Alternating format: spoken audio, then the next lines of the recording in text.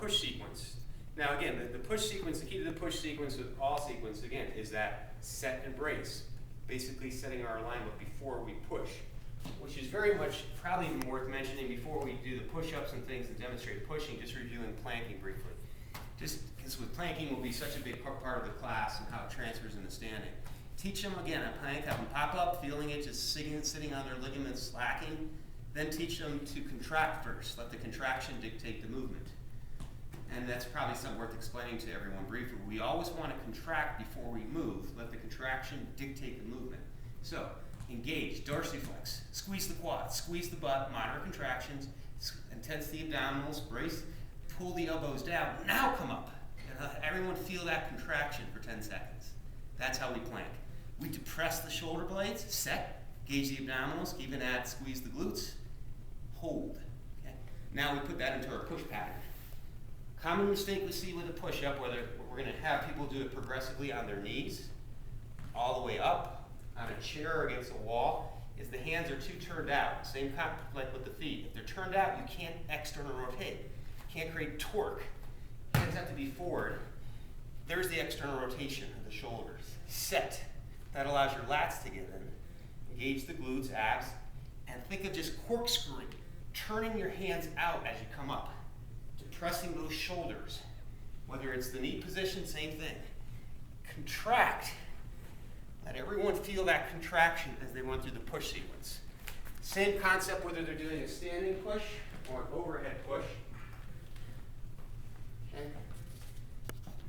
Even if we're going to keep palms down, sometimes we might say thumbs up, but we again, engage, set, depress those shoulder blades. With the punch, I personally don't mind if there's external rotation with the punch, because again, I like that external rotation at the finish, but set the scapula, stabilize, see that external rotation, show the wrong way again. For that matter, we should all show the wrong way of shrugging with the push-up. You know, I didn't show that. You know, make sure everyone sees it with the push-up as well. You know, that we see the sagging, let everyone see the sagging, the shrugging. You know, show the wrong way, then let them do it the right way. So that will cover the push. And vertical push, overhead push. With a dumbbell, possibly. I like to show it with a dumbbell, but same thing, set, shoulders back, up, set, up, nice alignment. Always showing alignment. Probably worth having everyone do it with a kettlebell, just so they get familiar with this. You know, and we can break the mechanics down to the kettlebell, but let them all feel this a little bit. Let them get a feel of the overhead push. Set, brace, straight up. So this would be a vertical push. So we show the horizontal push and the vertical push. Okay, the pull. We're going to likely use the pull with the TRX. Again, with the tubing, same concept here. We're teaching again. Set, there's that setting of the scapula, depression, abs engage, and again, external rotation, pulling it all the way in. Common mistakes we see, the wrist rolling in like this, out, head forward, show the right way, show the wrong way first, then the right way. Finish with that external rotation, good alignment. Set, brace, pop, hold. Think of power, hold.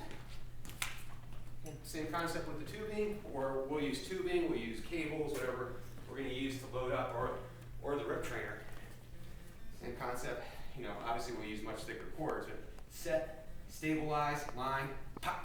There's that external rotation on the pull. See it? Rip trainer, you won't be able to externally rotate the hand upward, but you can still externally rotate by setting the shoulder blade down. Everyone should feel that. There's that we want to see with those pull patterns. We'll let everyone get a feel of what those feel like.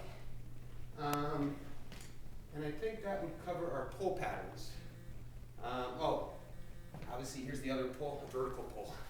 Kettlebell, again, this goes into our hinging or squat sequence, the vertical pull. The key again is not to shrug up here. It's still setting.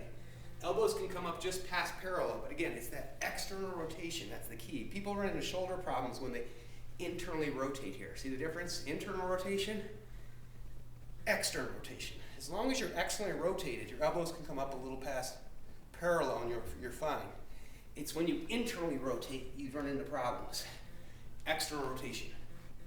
chest out. Then we can get the vertical pull, and the same with one arm. Extra arm rotate. Because that's going to be a pretty common, we'll use this pattern a lot in here to get whole body motion there. Okay. Could you use a dumbbell to do a bent over row pull? Yeah, we should probably show, we don't have a dumbbell in here, but Or we should probably even kettlebell? demonstrate same concept with some type of bent over row.